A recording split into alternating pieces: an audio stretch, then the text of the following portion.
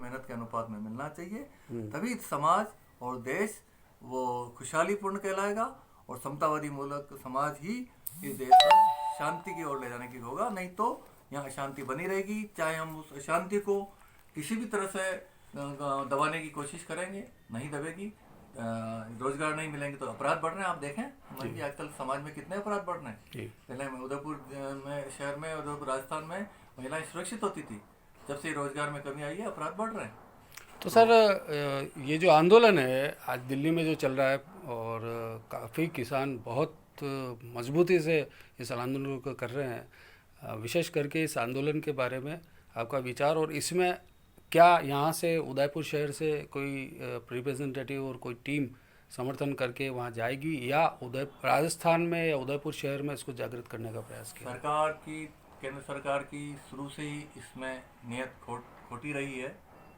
आपने देखा होगा कि पार्लियामेंट में भी जब मत विभाजन की बात हुई तो उसको मत विभाजन नहीं कराया गया और सरकार ने बैकडोर एंट्री से इन तीनों कानूनों को पास कराने की कोशिश की।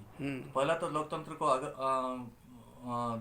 आघात वहीं लगता है कि केंद्र सरकार इतनी जल्दबाजी में, जब कोरोना काल में हम दूसरी सामान्य प्रक्रियाएं नहीं कर पा रहे हैं, लोगों को रोजगार नहीं है और कार्यालय लोग घर से काम कर रहे हैं, और हमने स्पेशल सेशन बुला के ये करने की कोशिश की, तो कम से कम मत विभाजन तो होने देते हैं। कौन कौन साथ है कौन नहीं है ये तो क्लियर होता कि किसान का साथ कौन है, किसान विरोधी कौन है। आंदोलन को इन्होंने पहले हरियाणा सरकार ने पंजाब बॉर्डर पर ही रोकने की कोशिश की, लेकिन ज्यों ताकत मिलती गई सरकार को अपने दो कदम पीछे सरकारने पड़े और आज दिल्ली की सारी सीमाएं सील है। ये किसान आंदोलन की जीत का पहला सोपान है। मैं पहली सीढ़ी कहूंगा इसको, और वार्ताएं कल भी लंबी चौड़ी हुई है। मैं सरकार पे और किसानों को इतना अनुशासित आंदोलन हेमंत जी मैंने आजादी के बाद नहीं देखा। आजादी के बाद इतने ही आंदोलन हुए, बीच में कितने ही बार असामाजिक तत्व या कोई दूसरी सरकार की तरफ से भी इस प्रकार के क्रियाकलाप हो जाते हैं, लेकिन ये आंदोलन का आज 9वां दिन है।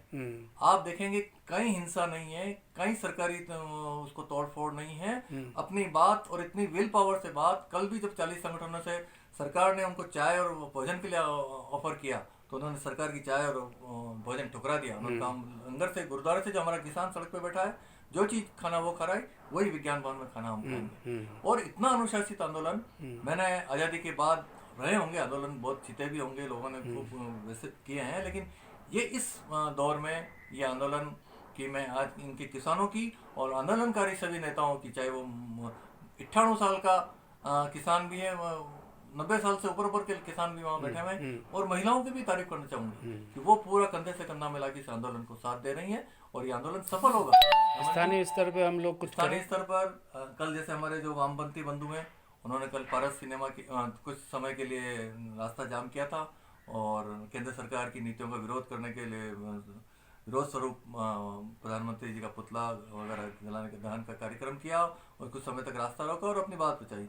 हम लोग भी, जो हमारा एक छोटा सा समूह है समता समाज, आप जानते हैं हेमंत जी हमारे, तो हम लोग ने भी आज अपना एक संयुक्त वक्तव्य जारी कर केंद्र सरकार से आग्रह किया है कि किसानों की ये वाजिब मांगों को आप सकारात्मक दृष्टिकोण अपनाते हुए, क्योंकि किसान हमारा अन्नदाता है, वो कोई उसको हम कुछ नहीं देना है, वो हमको दे रहा है। हम जो आज सुबह से लेकर शाम तक जो अपनी दिनचर्या में जो भी खाना पीना करते हैं, ये उसकी मेहनत का प्रतिफल है। इसलिए हम लोग यहाँ से सब आज इन तीनों कृषि कानूनों के निरस्त करने के लिए हमारा 5 सदस्यीय जो हमारा समता, उन्होंने विरोध किया है और उनको सरकार से आग्रह किया है कि जल्दी से जल्दी आप किसानों की नेताओं से बात कर उनकी समस्या का समाधान निकालें और तीनों कालों कानून को निरस्त करें। Thank you very much. ये थे हमारे पीयूष जी जोशी साहब, महावीर समता संदेश के समता परिवार के अध्यक्ष, विभिन्न गोष्ठियों के अध्यक्ष।